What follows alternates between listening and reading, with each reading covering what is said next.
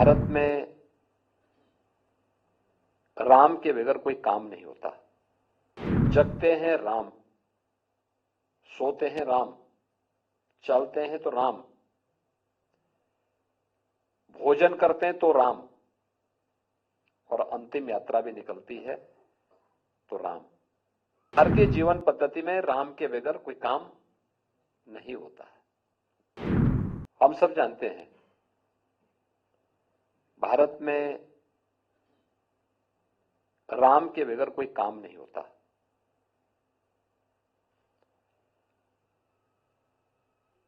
घर में कोई मांगलिक कार्यक्रम होता है, बच्चे का जन्म होता है, अखंड रामायण का पाठ।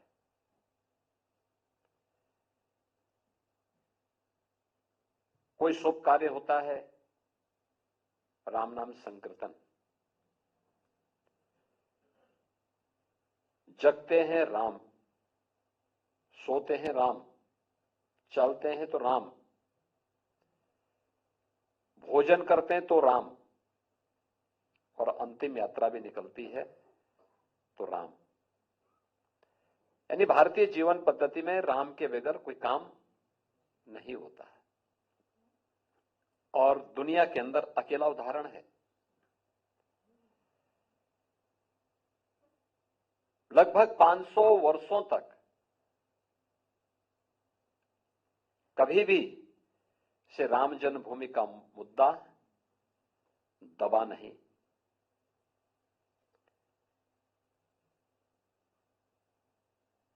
पहले पूज्य संतों ने, फिर राजे रजवाड़ों ने, अपने समय के धर्म योद्धाओं ने अपने अपने कालखंड में अलग अलग व्यक्ति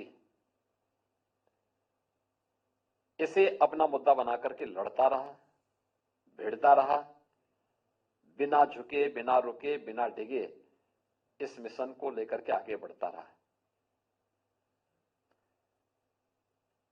और दुनिया के अंदर किसी एक पावन स्थल के लिए इतने लोगों ने अपनी शहादत दी हो, इतने बड़े संकल्प हुए हों, अन्यत्र देखने को भी नहीं मिलता है।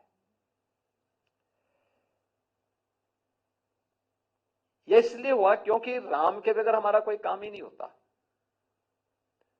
जिसने राम का नाम लिया वो तर गया। उसके लिए महत्वपूर्ण नहीं कि वो दैवीय परंपरा में पैदा हुआ है या मनुष्य में या फिर किसी अधम योनि में। राम के नाम ने उसे देवत्व स्वयं प्रदान कर दिया। लेकिन जो राम से भागा, श्रेष्ठ कुल में पैदा होने के बावजूद भी पशुवत मारा गया। यह भी उदाहरण हमारे सामने है।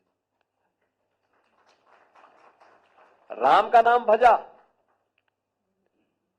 तो हनुमान हमारे लिए देवत्व स्वरूप प्रकट हो गए,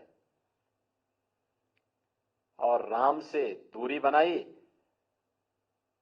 तो मारीच पशुओं की तरह मारा भी गया।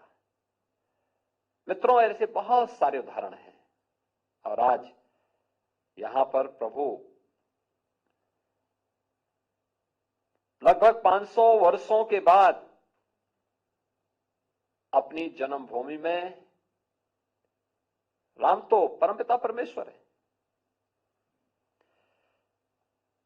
लेकिन लोक आस्था और जन विश्वास की पुनर्प्राण प्रतिष्ठा का ये जो कार्यक्रम हो रहा है, इस कार्यक्रम के बहाने प्रभु का एक मूर्त रूप फिर से वहां पर रामलला के रूप में राम जन्मभूमि में राम भक्तों को दुनिया की दबी कुचली सभ्यता और संस्कृति को प्राप्त होगा।